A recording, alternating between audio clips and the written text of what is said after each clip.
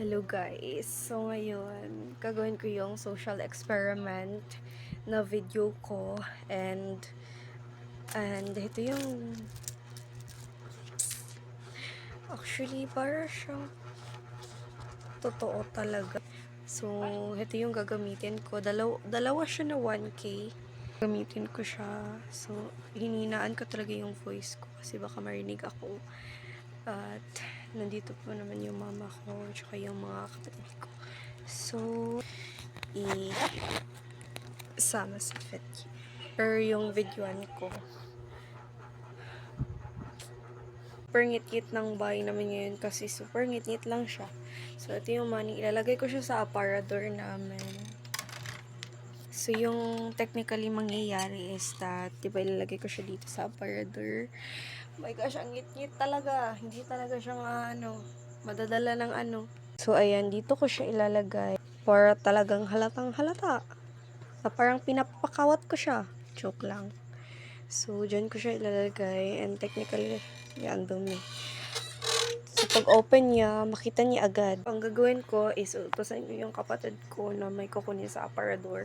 And then, after nun, titignan natin kukunin niya yung pera o hindi. Mark, wasa tong kuhan dito, be? Ang sinina dito, katong color blue.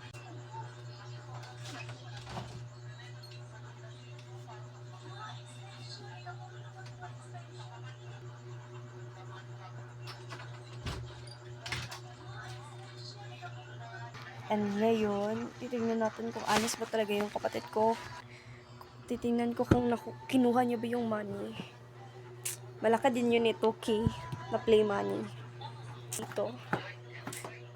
Konting lakad. And then here, ito yung closet natin. Pernit-ngit talaga. Hindi niya kinuha. Why? Hindi niya kinuha yung money, guys. So, sa video mamaya kung tinignan niya ba to. But, hindi niya kinuha yung pera. Hindi niya kinuha yung pera. Bakit? Bait talaga ng kapatid ko. Meron talagang mga ganyan. Yung mga mabubuting tao. So, nahihiya siya na magpakita sa video. Tatanungin ko sana siya kung bakit hindi niya kinuha yung money. Bibigay ko sana sa kanya. So, goodbye guys. I hope you'll like, subscribe, and follow to my YouTube channel.